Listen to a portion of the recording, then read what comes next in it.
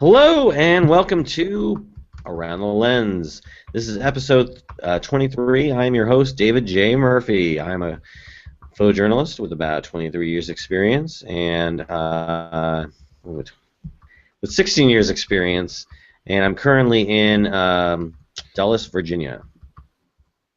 Zach? And I'm your co-host, Zach D. Roberts, a photojournalist who works in New York and Alaska. I've worked for the BBC, The Guardian, but most recently I have been working on a full-length documentary film called The Best Democracy Money Can Buy. And I'm sorry if this is your first ever episode and you hear me messing it up. That's only because I've kind of changed the script around, and basically I wanted to give everyone a sort of an idea of what Around the Lens is. If you haven't ever listened to the show before, Around the Lens is a live weekly visual journalism roundtable show airing every Monday at 8:30 p.m. Eastern. Again, we do this show live for the most part, and we feature experts from the world of visual journalism, and we gather to discuss news topics and gear related to our career field. So we're broadcasting this May 2nd, 2016, and we got two great panelists on the show this week. Each of them are students. Our first panelist is Thomas Emil Sørensen, and our other panelist is a returning panelist, actually, Mark Schierbecker. Why don't you go ahead and why don't you two of you introduce yourselves in the order I mentioned your names? Yeah, so, all right, my name is Thomas. I'm 27 years old, and I'm from Denmark. I've taken photos for, I guess, 5-7 years, and I'm currently studying photojournalism at the Danish School of Media and Journalism in Denmark as well. Had 1.5 years experience in school, 1.5 years experience working at a daily newspaper, and otherwise than that, I've been traveling around the world. Just lived recently in China for half a year and had quite an adventure there, taking pictures and doing stuff. Right. Nice. And yeah, well, right now I'm working on a documentary about the future of electronic sports, especially Danish Counter-Strike teams, which is rather hard visually as well. So Esports. yeah. It's pretty cool. And what time is it over there, just so our audience knows? It's the pleasant time of 2:30 a.m. So on with the coffee and chocolate. Woo. Yeah, it's interesting. Esports I hear is really blowing up recently. I mean, there are arenas now, and it's like a really big thing. So, I mean, you're covering esports. Is that what you're doing? Yeah, well, actually, we have like group of journalists. Like we have I have two journalists working along with me, and we saw some statistics that said like, well, 2010 there were like a prize pool of what was it, $4 million or something, but the prognosis says that in 2017 the prize pool of these tournaments are like $450 million. So we just look at each other and just went, wow, this thing is fucking blowing up, and we need to have like documenting it right now. And in Denmark, there's actually going schools like colleges trying to develop talent and doing organizations. So there's actually a lot of things going on underground, and yeah, we're trying to do it, but. Any part of you says like, you know what? Forget this whole journalism thing. Esports is where it's at. Let's get our Counter-Strike team together. Come on. Yeah, well, it's so much funnier to write about than it is to take pictures of, because half the time I'm just sitting waiting at them looking, all right, so when are you going to do something that's pretty exciting for a photographer, not for a journalist? Yeah. The other part, I just sit there and try to learn how to play these kind of games. So, but it's exciting, really, to see the development like firsthand. All right, great. Mark? Yeah, I'm Mark, and I'm a reporter for the College Fix. I don't have any formal journalism training besides 1 year in high school. I was a reporter for the school newspaper, and I also did some reporting on the side for the Manual when I was in college at the University of Missouri. Still am. I'm a senior. I still have 1 more year to go, and I'm studying history, not journalism. And I'm a St. Louis native. Cool, cool. I always wanted to do the yearbook when I was going up through high school, because they were the ones who get to choose which photos go in the actual yearbook. So you could always be like, that photo of me looks pretty good. Let's include that in there. Yeah. I don't know if you ever did that. Probably not. I'm just, No, actually, our yearbook and newspaper were split, but they had the same name, oddly. Okay. Cool. Well, of course, if you don't know me by now, Mark Schierbecker has been involved in, quite a lot of news recently related to the whole Melissa Click incident and the University of Mizzou and the what's the name of the concerned student in 1950, I believe, right? Yep, 1950. Okay, so that's been in the news, and if you didn't catch it, he was on our, I believe, our episode 11 or 12. I can't remember the exact episode. It'll be in the show notes. But he is, of course, our second returning panelist ever. So really glad to have you on, Mark. And well, let's get on with the show. We got a lot to talk about tonight. And the first topic we're talking about is all about you, Mark, and essentially what's kind of life been like post Melissa Click. Of course, the news came out few weeks back now. I don't know exactly, maybe a month or so now. Melissa Click was fired from the University of Missouri, and even though she tried to do this whole big I'm not such a bad person public relations campaign, which didn't really work or go anywhere, and now she pops in the news a little bit every once in a while. People trying to I guess, I don't know, give her due or whatnot, give her some time in the spotlight. But ultimately, what's life been like for you? First of all, has this been something? How has this made you feel? And then, what's your life been like? Sure. Well, life goes on here at the University of Missouri. Concerned Student is still around. They're not as active on in real life. They maintain a Twitter, but they've only hosted a few events this year, and I've been covering a lot of them for the College Fix. So we had since we talked last, I've done a few other interviews, talked with a documentary crew, and I've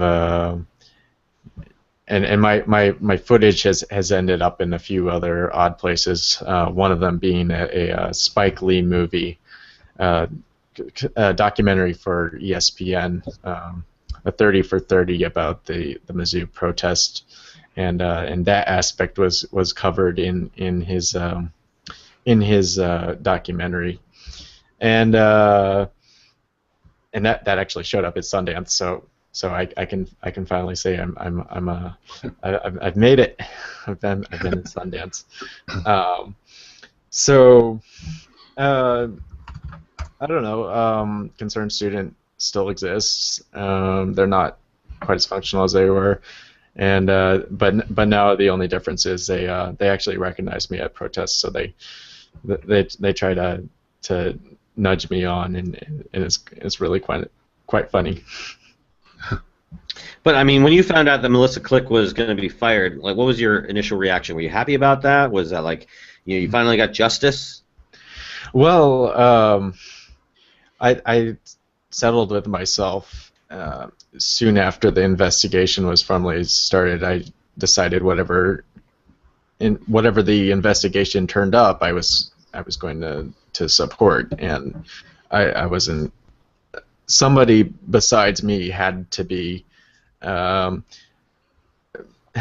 putting a fire to people's butts on this, and it wasn't going to be me. So I at that point, even though up to that point I had been the main driver of action on that, I decided to take a step back, and I was just watching from the side to see what they turned up, and they turned up a lot. The investigator talked to me, Tim Ty, and about a couple, maybe even a dozen other protesters who were there that day.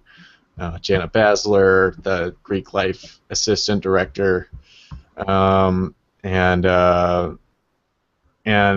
what they and even Melissa Click's own boss, the chair of the communication department, and what they found was really interesting. Melissa Click had a personality, and she was known.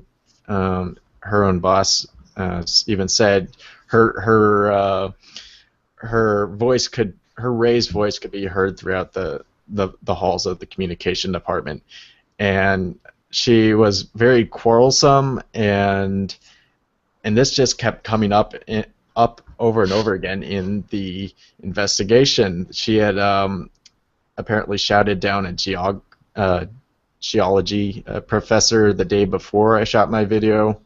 Of course, the incident with the police officer where she's cursing at him because at the homecoming parade the month before the protest I was involved with happened, she had cursed at a police officer.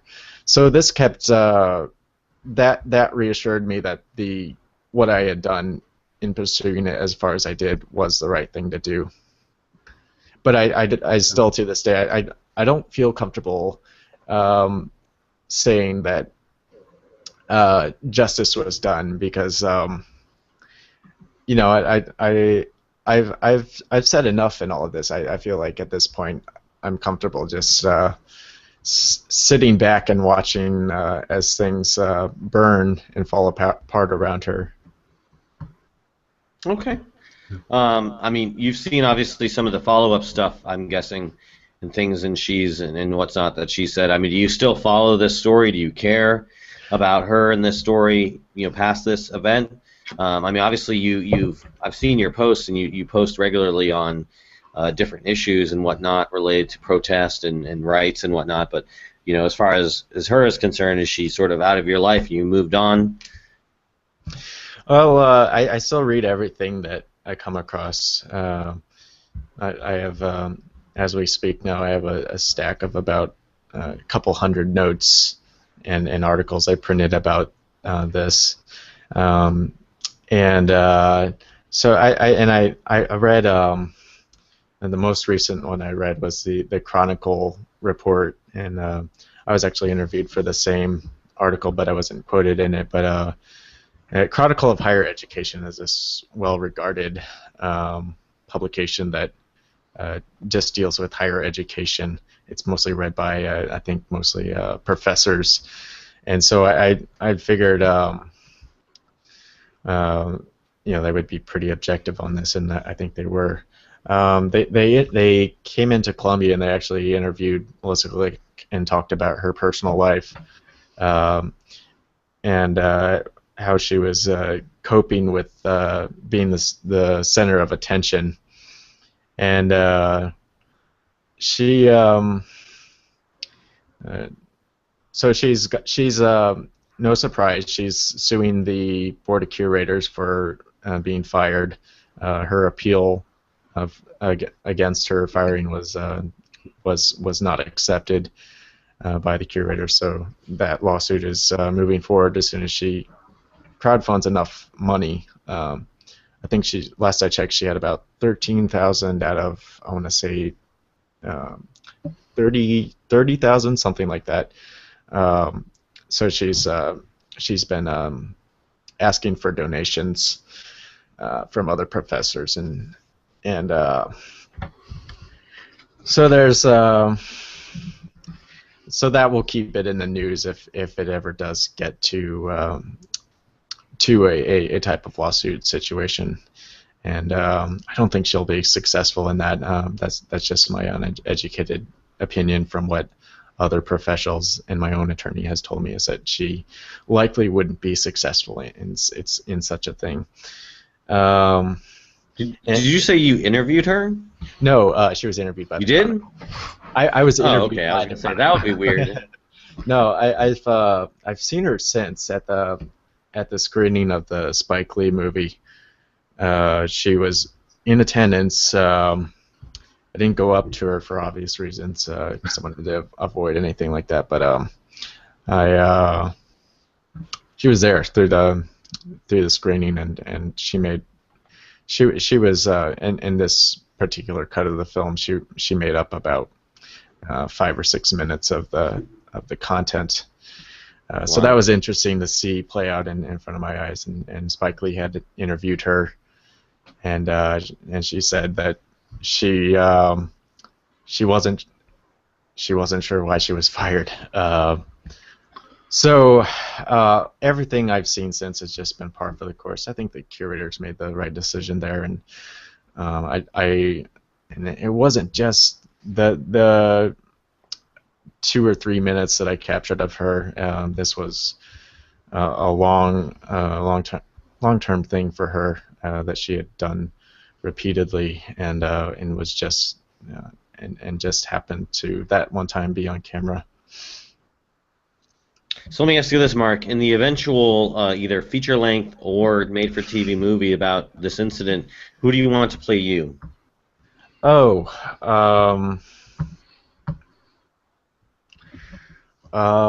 someone actually, Chris Hemsworth. someone posted about this, and someone had a good answer. I can't remember the actor's name, but the one from Apocalypse Now, who's kind of goofy. I'll have to look him up. Come Never back saw to that me on movie. that one. I don't know.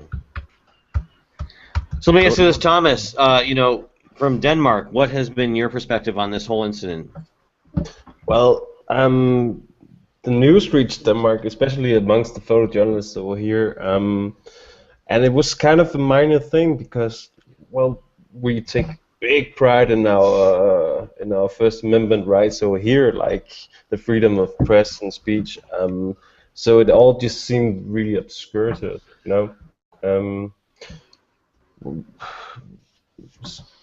But I think there was like a consensus that, well, what she did was pretty hypocritical, and for obvious reasons she should be suspended or warned or something like that, because when you play that role that she does and you have that point of view that she does, well, it doesn't really get together. It seems really silly. Yeah. Do you guys have protests at Denmark or Danish colleges? Is there any kind of concerned student 1950 type of correlation that exists? No, not really. Well, yeah, we do, but Danish students are we're really spoiled. I mean, we get paid a shitload of money every month just to study.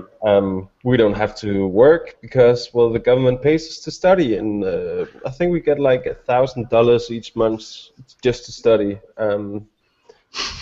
It's really, really awesome. So when we finally strike or demonstrate, it's about like if they want to cut us by $100 in our paycheck. So, but the freedom of speech and certain journalistic values over here really never gets protested against, because it's something that we never ever compromise on, Wait, so you're saying you get your education paid for and you get a stipend? Yep. Oh God. It's awesome. Mark, that's gotta irritate you. We do pay 50% in taxes though, so everything's pretty. Yeah, there's that. Yeah. That's also, one of the benefits of having NATO. The United States footing the bill. So, but yeah. We could have it, but But from a Danish perspective, I think after the Muhammad cartoons got published over here, we really learned a thing or two about like freedom of speech. It really put our debates together, and ever since that, it's really been something that Denmark takes pride in. Is that like we don't we don't censor anything without having debated it properly first, and yes, things like that would definitely be a bigger issue over here had we not taken that statement already back then in 2005, I guess. Okay. Zach, have you been following the news with like all the recent stuff going on with Melissa Click? What are your thoughts on that? Well, I mean, I find it interesting how Mark has with the blowout. Whenever anytime you become the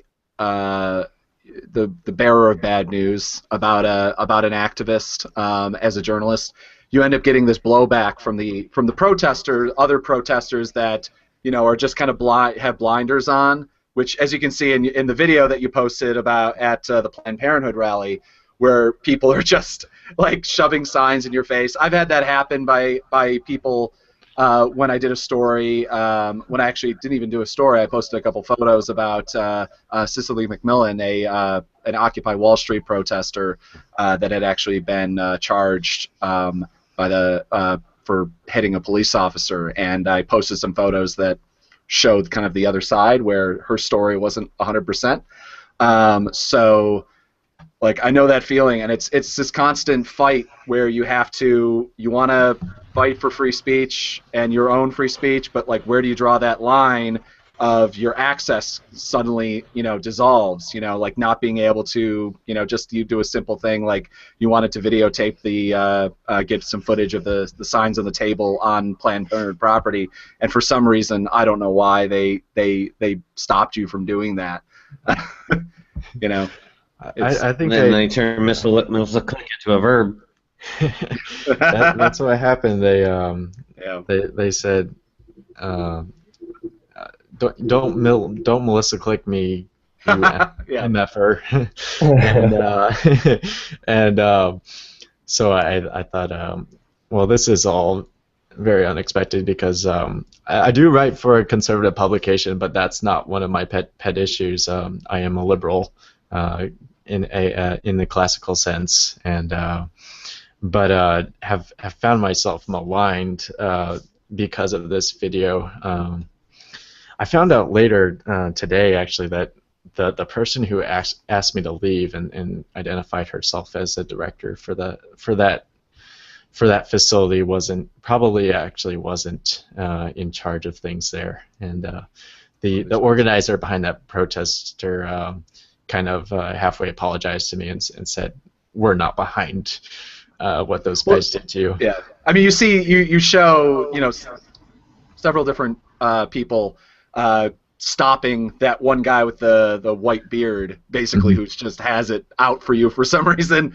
But I mean, it's just amazing how that happens, and it also it's tough because I'm a out there completely leftist, and I used to be an activist. I left activism to become a journalist, specifically because I couldn't get stories out about activists and stuff like that. I became a journalist, and trying to deal with activists, especially nowadays, I feel like it's changed. And one of the problems is sometimes the only places you can get the word out about certain stories and is the conservative media, is because they want to then portray in a bad light, or they want to do their political thing. The same way that like websites like US Uncut or Daily Newsbin or something like that. I won't even call them news sites. They're just crap factories. And so it's just like this is what news has become. It's like the only way sometimes you can get out news and information out is you have to find somebody who has a vendetta against that person, and then that's the only way you can get paid and whatever. I mean, it still bothers me that the Heritage Foundation has a news website that they started up. I forget what it's called, but they were, for the longest time, they were the only people buying my Ferguson photos. And it was specifically because they were portraying it, and they changed, they had different captions, and they were putting them in context and stuff like that. And I'm like, I mean, same thing with Black Lives Matter stuff. Fox News tried to buy a clip of mine a while back, and no one from the liberal media, MSNBC didn't have any interest in it. No one gave a crap about it, but they were going to pay me, and it's like, so you end up getting this tag of being a conservative writer, I mean, it's the same, I mean, to an extent, it's the same thing. I believe in Denmark with the Muslim, the killing and stuff like that, is that your right wing really latched onto that as a way of stopping immigration and kind of using that issue as a thing. Obviously, different levels, but it's like it's the new way that we have to talk about free speech. We always have to caveat everything now. But it's kind of getting to become an issue, right? Like if you wanna have a story out and you wanna have in your case, Mark, it's a perfect story. There's something wrong, and you have a good guy and you have a bad guy, and that automatically gets all the news stories getting going, all the media's going, well, we got a protagonist, and there's this this evil guy. It's a perfect story. It's entertainment. Like, but if you don't have the bad guy and a smoking gun, it's just gonna blow in the wind. It's gonna be like, well, who cares? If you can't make it a hashtag, it's not a news story, basically. I mean, that's the big problem. If you can't hashtag Melissa Click or hashtag something or another, or hashtag, human meat wall. Any different weird thing, you can't figure out a way to human meat wall. That's it. What's that? Yeah, that was when I started. It was my most popular tweet that week. Like 800 retweets or something. Oh God. I did think it was relieving that one of the groups I covered that was liberal, a anti-campus concealed carry group, did share one of my articles because that was the only coverage they were going to get. And I was like, these guys get it. I'm not out there to ambush them, or I think it is a form of exposure to have people who disagree with you cover you, which is why the week I was famous, I indiscriminately went through my inbox and just responded to whoever. I wasn't just going to talk to the guys at Fox News who would agree with me. And actually, as it turned out, the Fox News guys were the most antagonistic of everyone I talked to, which was funny. Hey, can I ask a question to Mark? Yep. Of course. Like, Yeah, go for it, man. From all this circus, like all this media and everything around it, what's been the one thing you take from it? Like, what's been the experience that really taught you how to deal with this kind of thing in the future? Well, I'm not sure I'm gonna pursue this career path now, only because I've realized how little there is I know. But I've learned to be a much better PR in PR. I know how to get across. This is more pragmatic and probably not the answer you're looking for, but I've become a lot better at getting a thought across concisely in writing since then. And so a better answer. I've become much better at. I guess the lesson from all this is everyone. I think people should utilize the connections they get when they do start earning a few moments of fame, and I think I've become I've started writing down contact details and then responding back to people, and instead of just flaking them off. So that's one thing. Nice. All right, good. Yeah, use your 15 minutes well. Yeah, it reminds me. All right, well, let's go ahead and move on to our next subject. Sorry, go ahead. Oh no, it's funny. I know. Go ahead, I knew, or I guess I still know him. Taser Boy. If you remember, Don't Taser Me, Bro. And he actually was holding up a guy I worked for, Greg Pallas, book. You know that guy? When he got tasered. Yeah, I know him. I work for him occasionally. And he's holding up his book when he got tasered. And so we immediately reached out to him and tried to help him and tried to like make connections for him and everything like that because he wanted to be a journalist. And we offered him an internship and everything like that. And his parents were so obsessed with him falling immediately out of the spotlight, and because he was going to have a bad relationship and potentially get kicked out of University of Florida Gainesville, and that he lost all of his offers. Hustler magazine offered him a exclusive $30,000 a year contract to write like one piece a month for them, like ridiculous amount of money for like just whatever the hell he wanted to write about. He turned it down, and now he actually writes for Carlos over at Photography is Not a Crime. But it's just like he had a chance. He could have been. He was on to the Today Show. He was on all these things, and we're screaming at him like left and right, being like, "Are you insane? Like, use this moment. You want to become a journalist. You can drop the hell out of University of Florida at Gainesville. I'm sorry, most journalists don't get their jobs through their, they get them through connections, yeah, but they don't get them through like, going to like in the same way. I went to SUNY Oswego. I'm not crapping on state schools, like, even though I'll crap on my state school any day of the week. But but the opportunities, you got to latch onto them, especially as a journalist. You know, unfortunately, that's kind of the only way that almost every single journalist name that you can think of, there was a moment that he latched onto, got something trending, got whatever, got the Twitter, got on Facebook, got on whatever, and turned it into a job. I don't think I know any journalist that's popular right now that didn't have a moment. No, almost no one worked their way up like traditional, like no one started as an intern and then moved up the ranks. Everybody had a moment and latched onto it. Like, I've missed my moment because I was arrested and had all these problems at Occupy and I didn't use it enough. But it's just like, it's amazing that's really, you know, you're completely right. Like, just make sure you steal every contact you possibly ever use so that you can, you know, hit it up when you're ready to you know, make use of it. But Zach, you gotta get tased, man. That's all it takes. No, Just I get do not want to tased. get tased. No.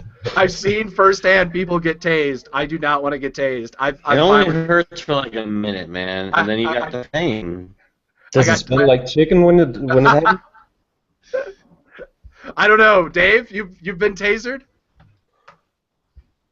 No, I'm just kidding. No, yeah? I have. Oh, okay. I haven't been pepper sprayed, but I have been around people who are pepper sprayed, and that stuff is powerful. Yeah. No. All right. Well, let's go ahead and move on to our next topic. I'm sorry. Go ahead. Oh no. Go ahead. Have you been pepper sprayed? Of course I have. Not directly in the face or anything like that, but But let's go to the next topic. Let's go. You've been around pepper spray. All right. We'll talk about pepper spray in another time. All right. So this entire talk is basically about Prince. So he died this week, in case you weren't tracking that. Maybe you were living under a rock. But anyways, he died, and that's sad.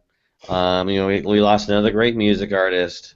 But the reason I bring him up is, you know, to see if, one, you know, we have any memories of Prince or his music from the concert or so. And I'm going to guess the probably answer is no, that we've never actually filmed a Prince concert ourselves.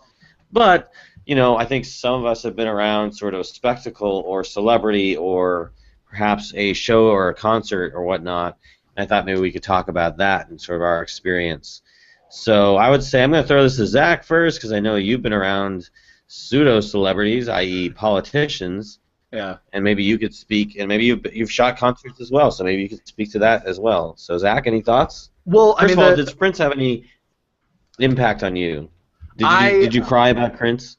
I've never been a huge fan of his music, but massive respect. The man was one of the most probably ridiculously over-talented, and I believe he's underappreciated still. If you ever got 3 minutes, go see. He has a guitar solo. If you just type Prince guitar solo, you'll find it. It's the most amazing guitar solo from "Gently Weeps," the Beatles song, and it's just ridiculous. But what is awesome that I've discovered more and more from reading all the articles about Prince is he was a true artist, and that he fought for artists' rights as much as humanly possible. He got into contract disputes with everyone. Is that the moment he signed a contract with, I think it was Warner, he wrote "slave" on the side of his face basically because he didn't own his records for a while. He was obsessed with copyright, which is why you can't find his music anywhere other than buying it on CDs, or I think he made a contract with Tidal or something like that, which is another artist-owned thing.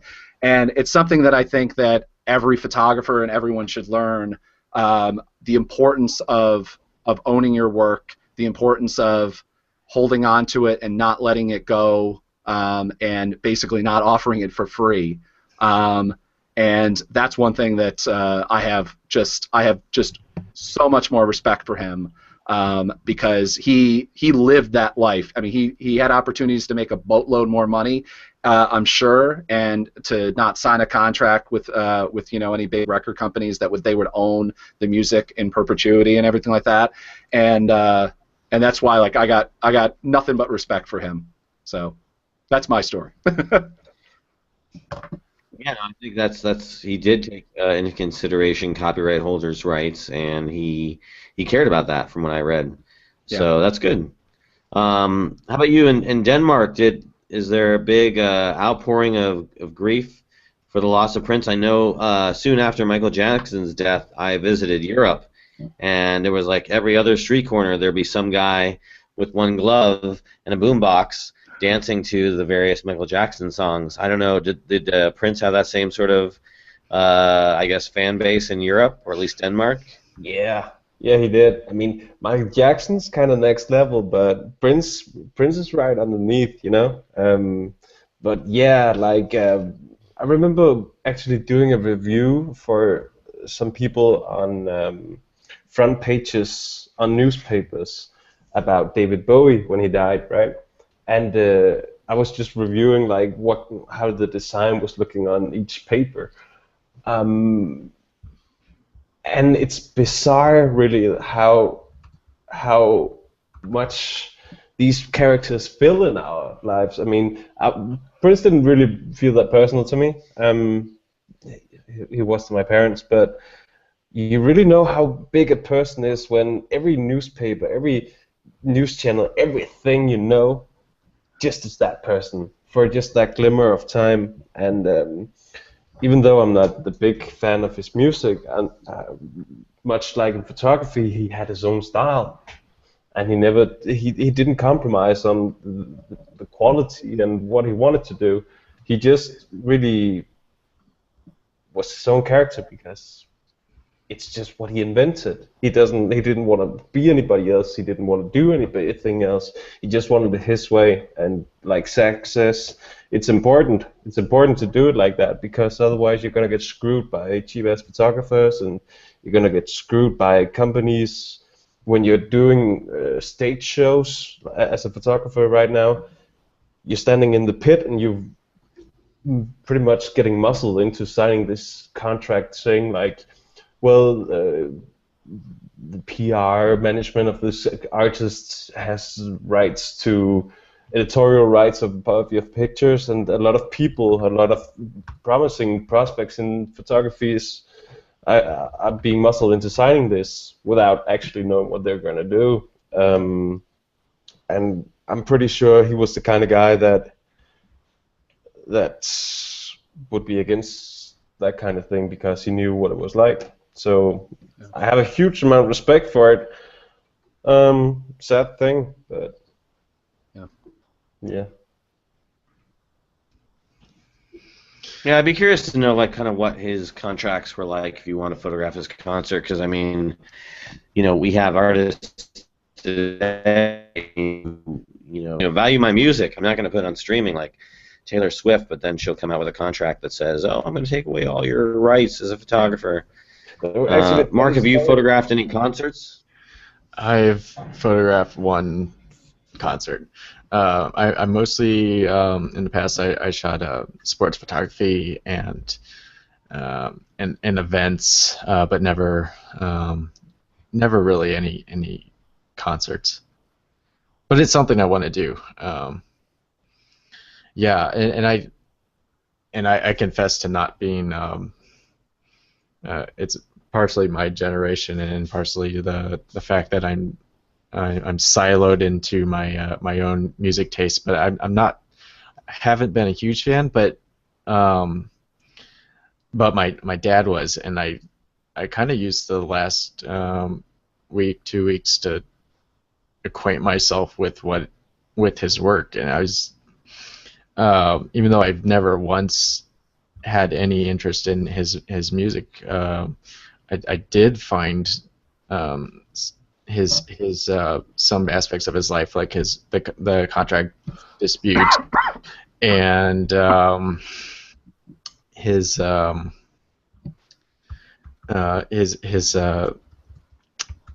kind of public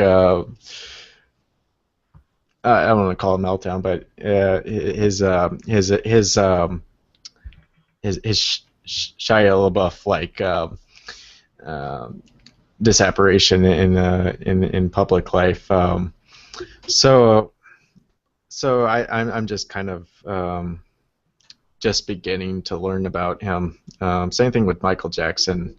I didn't even realize until Michael Jackson died that that he had what's it called, chlamydia, or he had, the reason his skin was white was because he had a inheritable disease, and not because he bleached it for some reason. And the fact that I looked into of course, the child molestation case, and I had always assumed as fact for many years that that he had in fact molested those children, and I took that his death as an opportunity to set the record straight in my own head, and separate the myth from the legend.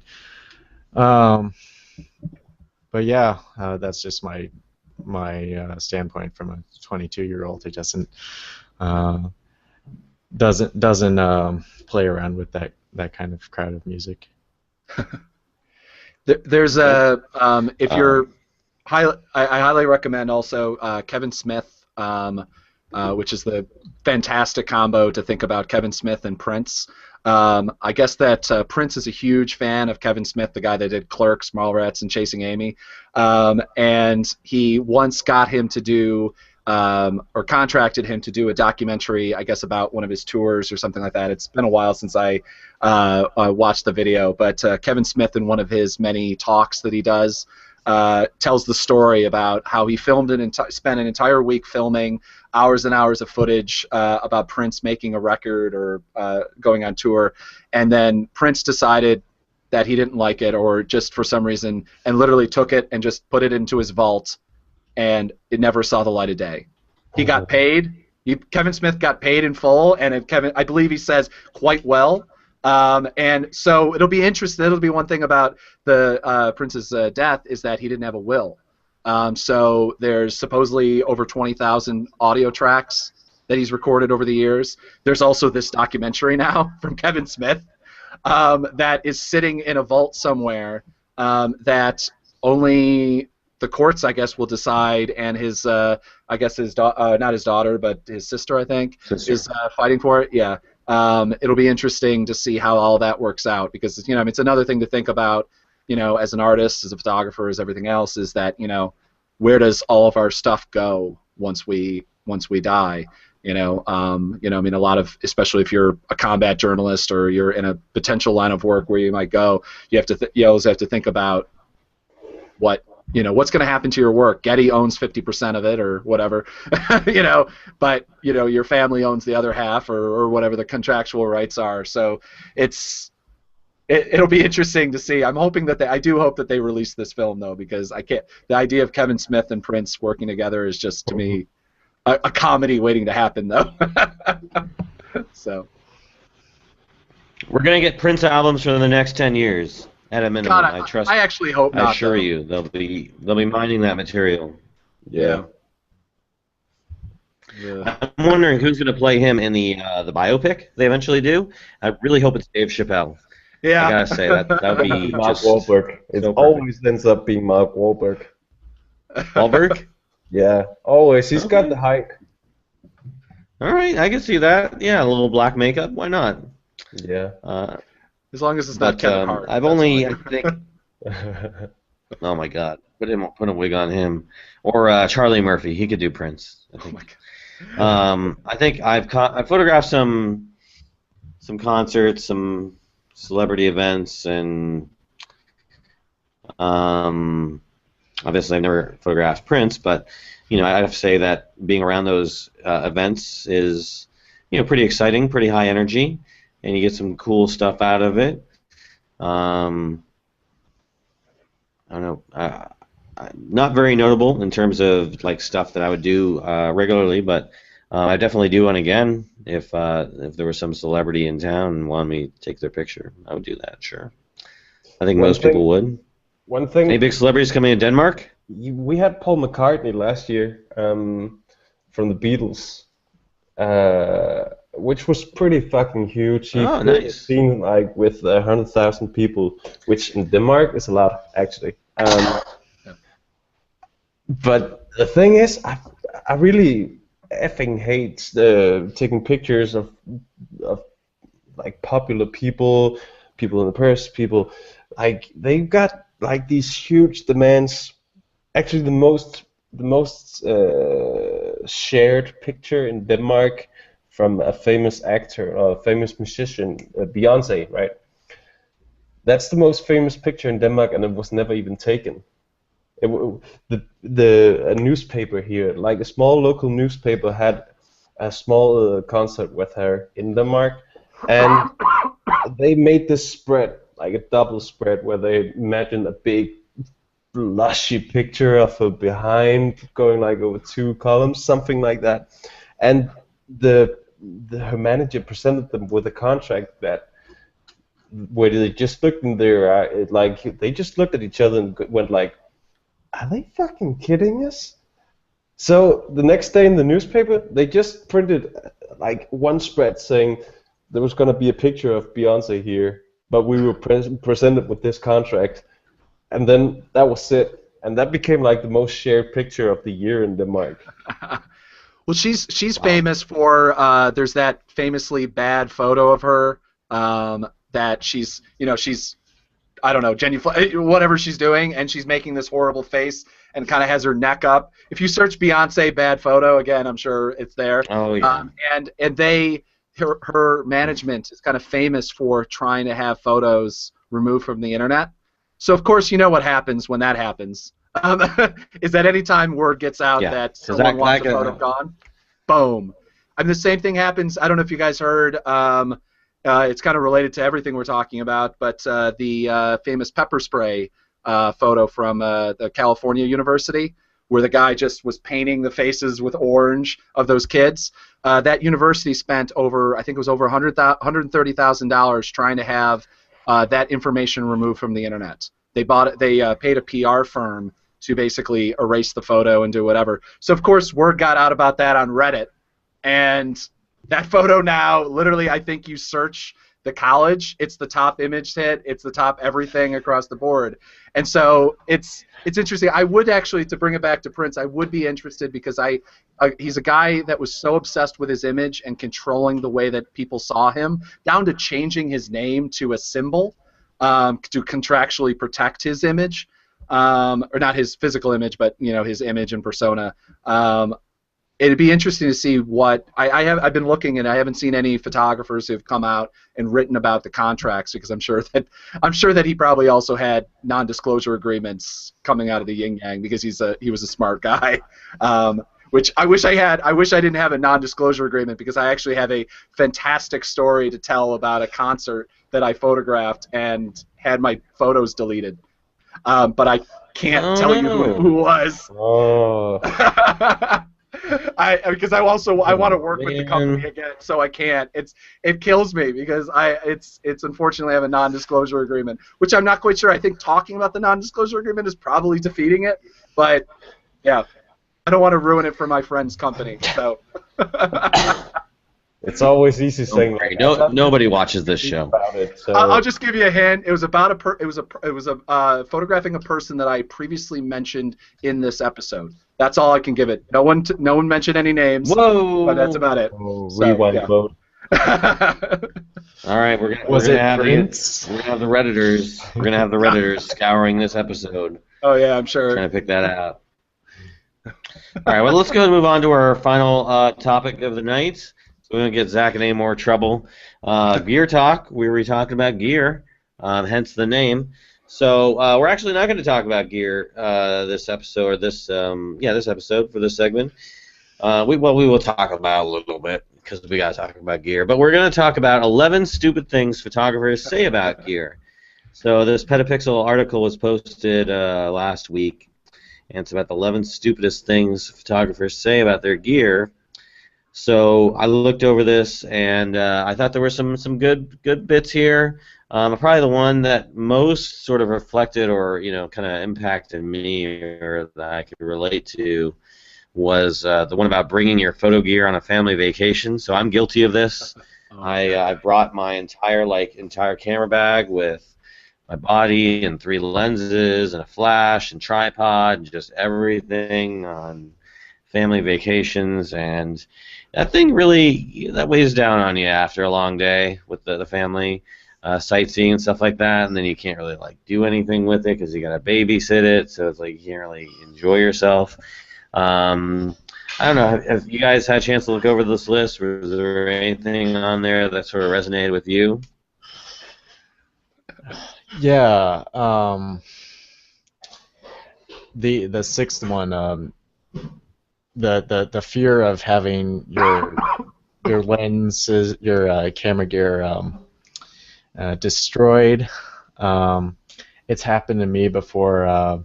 It was such a stupid thing. I had a can of cream soda, and at this time I didn't have a camera bag, and I had a 50D at the time Canon, and it actually punctured on the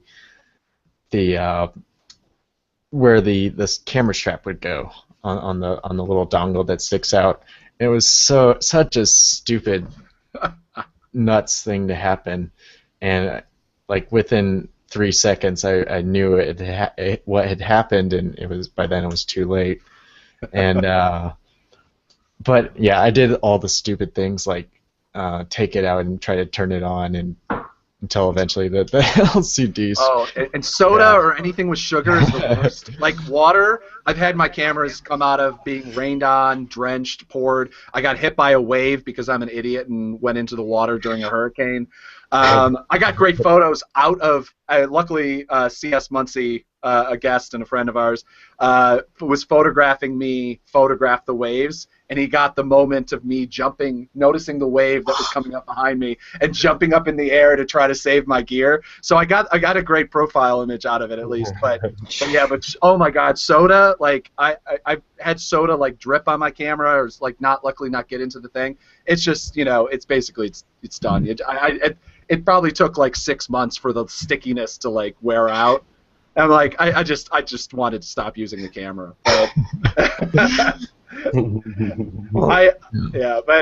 But I actually, one of the reasons I constantly carry I usually use a messenger bag, and I used to sell the Temba messenger bag. Is really fantastic. If you haven't got a messenger bag, I recommend it. But one of the best sales points that I used to use for it, because it has basically three spots for a camera, 2 lenses on either side, is that, and it has a zipper at the top that allows a little bit extension or whatever. I used to basically tell people, I'm like, look, you can put a bottle of wine in here.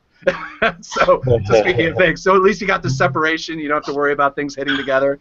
But anyway, I think the best one is number 1, where photographers that claim that they don't care about gear. I don't know. I mean, I guess there's like photographers, and then there's photojournalists, and then there's photographers that are also photojournalists, where like I may constantly say I don't care whether it's a Canon or a Nikon or whatever. I jokingly talk about Nikons endlessly because I've had them for a decade now, but I can appreciate good gear, whether it's a Canon, a Nikon, maybe even a Panasonic, but that's just a dig at Dave. Hey, GH4 is an excellent camera. I think brand loyalties are pretty stupid. That was one of them. I forget which one, but there's no. Granted, there are things that certain manufacturers brands are well known for. Nikon for their good low light performance. Canon for their video.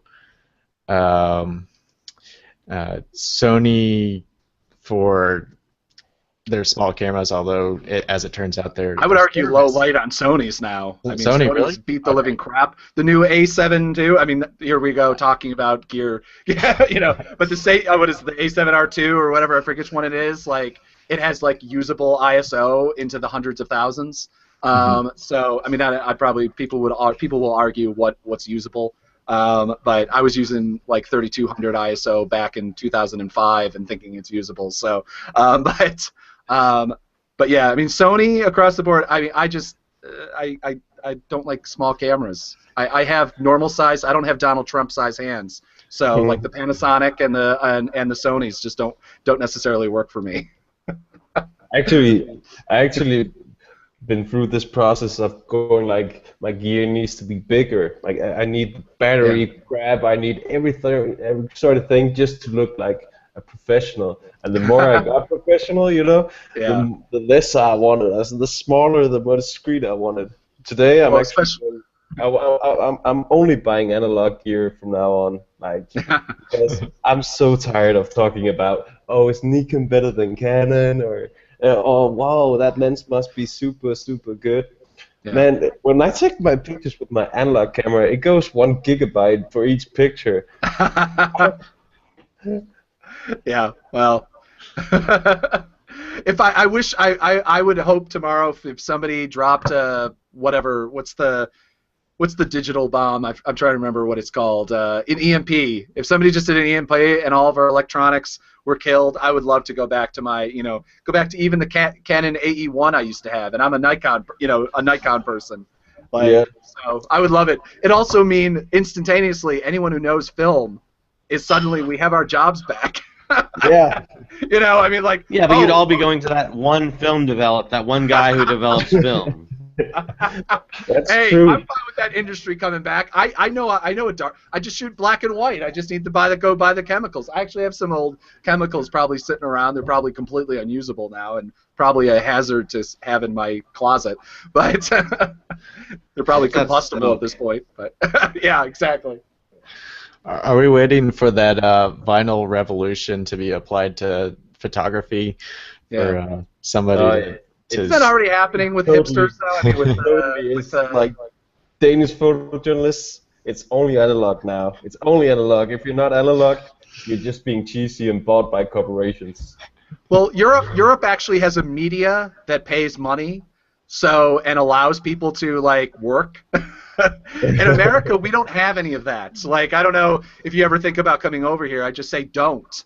I don't think it comes about it. I don't think it comes about it. I mean, I constantly use the example. The Guardian bought 3 of my photos a couple months ago, and I got a total of $4 from it. $4 for 3 photos. Wow. Through my wire service. That's what they're doing, and that's the Guardian U.S. and actually UK. But yeah, and they run a huge photo essay using the 3 photos and a couple other photographers' work, and it's so yeah, no. And we also don't have print newspapers or magazines really to speak of that much anymore. So Oh, that's sad, man. Yeah. We should all move to Denmark and go to school. No, stay away. We need to start a media publication there.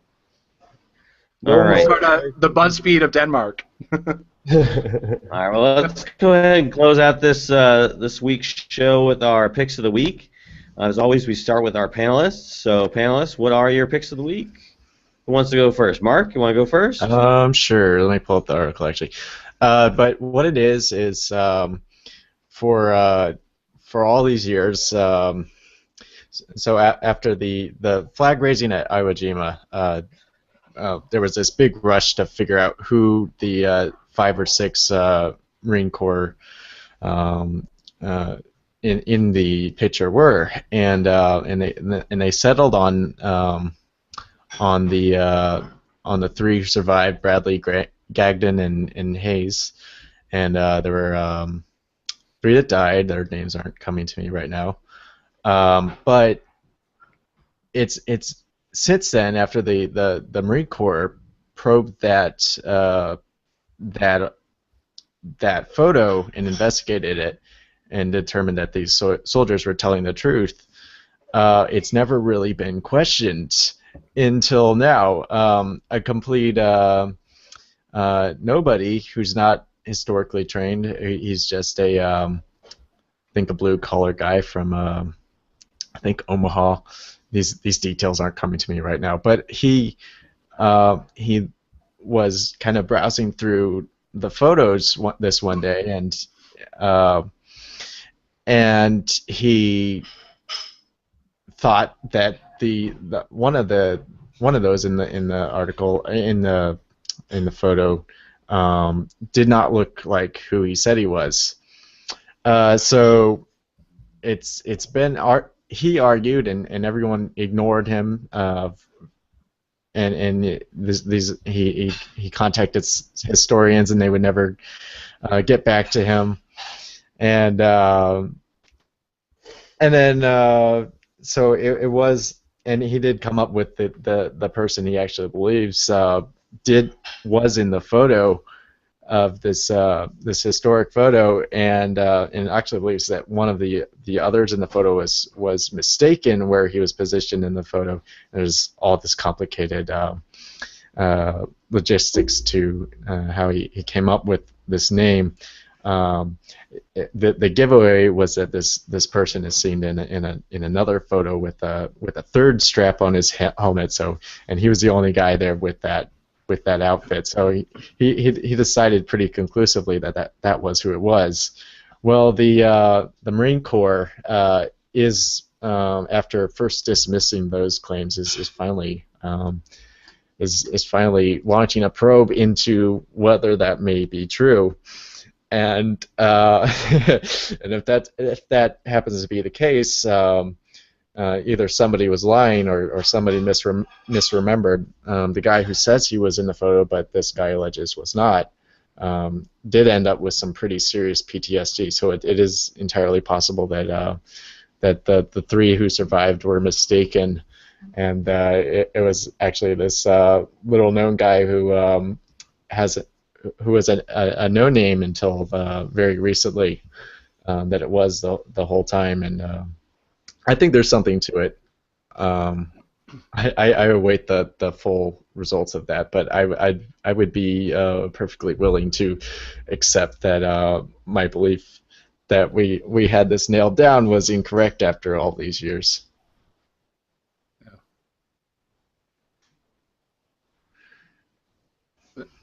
Thomas?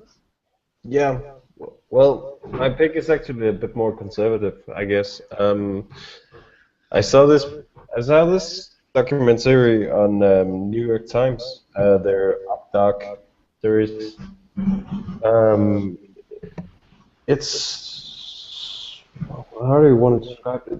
Like video documenters know how difficult it could be doing a documentary about something without having to interview, having talking faces, these kind of things. But now I forgot the name of her, but it doesn't matter. There's this movie, this small documentary called Hotel 22, which follows a bus that goes 24 hours, and for homeless people in California, I guess it is, Silicon Valley, they sleep on the bus, and this camera girl, or the documentary girl, just sits there. She doesn't take any interviews. She just is really like, this is the perfect way to be a fly on the wall. Don't do interviews, just be there. And it's just 5 or 7 minutes in heaven.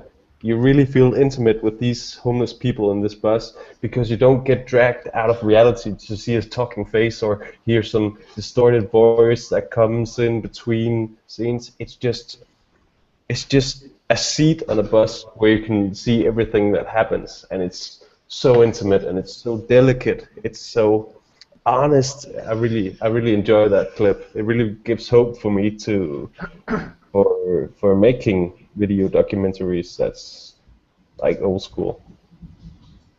Yeah, I watched a little bit of your stuff on your website, and you got some neat little documentaries. I mean, I only saw the one about the homeless guy, so that was pretty interesting. Just your use of sound and, you know, in terms of film cuts, I think tell the story. So definitely gonna check out the rest of that. So, and we'll check out this link too. Zach, what do you got for us this week? I don't know if everybody saw it. There was a massive fire at a church in on West 25th Street in New York City, and a bunch of I'm guessing for the most part, based on the quality of the photos and stuff like that, that basically most of the people that got initial photos of it are just people with cell phones or whatever. And And of course, which happens, anything like this, if you've ever posted photos in breaking news to Twitter or Instagram or whatever, you get the onslaught of interactive producers, multimedia editors from local TV stations saying, "Hey, can we use this photo? It's a great photo. We would like to have, full use and rights of it, and we'll give you credit."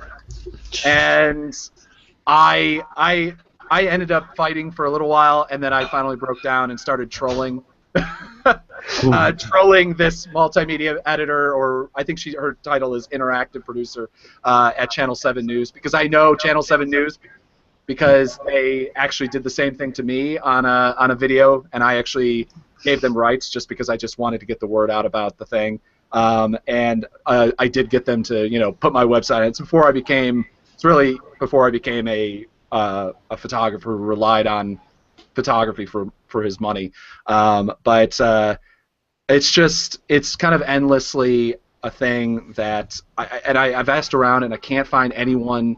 NPPA, photo unions, IBEW, no one seems to want to take it up as an issue that we have news publications asking people for photos and news for free. And to me, it's just like, this has got to be. I mean, this is like the description of scab, of a scab. Like, this is a person who asking someone to break essentially union lines and do work for free or do work for less than thing, and no one seems to give a crap about it, and it's driving me nuts. So that's my leg. Yeah, I feel it, man. I never envy the fact that you have to make a living by selling your stuff. I did that for a while, and it was never easy because you were at the mercy of whoever wanted to buy your stuff, and then you had to compete with everybody who wanted to give away their stuff. So it's only gotten worse since I had to do that. I know, and we'll talk about that a little bit more when we talk about our bonus topic. And my pick of the week is, branding yourself as a photographer is not a bad idea, at least according to this F-Stoppers article. And me personally, I've been branding myself as a photographer since like the early 2000s.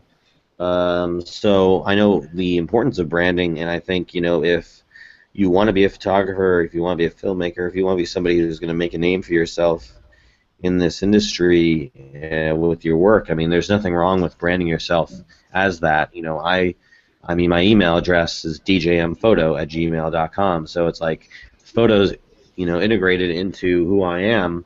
And I don't think it'll ever go away. So I'm not, it's not like something I did, where I was like, perhaps in my youth I was like David Esports Counter-Strike XXX, sniper, and then I grew out of that. No, I'm, always going to be into photography and doing photography as my passion, or photojournalism. So branding yourself. Go check out that article in the show notes. This is normally the part where I end the show and I allow the guests to do their plugs and whatnot. But there was one last thing I forgot to talk about. I want to talk about really quick, just to make sure I got it out of my system. Canon 5D Mark IV, they announced some rumors. If you don't know, I love the Canon brand. I have the Canon 5D Mark II. I'd like to get the Canon 5D Mark IV, but they don't know if there's going to be 4K in it or not. So I'm not sure if I'm going to get that. I know, Mark, you're a Canon shooter. 7D. But what about you, Thomas? Do you shoot Canon? Yeah, 5D Mark III, yeah. Woo! Yes! You are outnumbered this week, Zach. You are outnumbered. Get that Nikon garbage out of my face. Hey, this is a Nikon This is a Nikon F5. I could destroy all of you with this camera. Physically, That's the only camera I ever wanted, but I couldn't have. That's the F5. You can buy them for. The sad thing is, I will say like though, I'll give credit. Nikon. Yeah. Yeah. Now what? Like $50? Probably give 50. Yeah, exactly. Now it's like I think you can buy them. I'll give credit. $150. Yeah.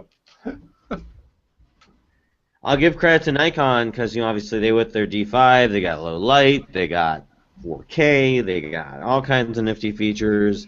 And from what I've read of this rumor report, the Mark IV doesn't look like it's a very impressive bump in specs. It seems like they're just holding fast with and general performance increases.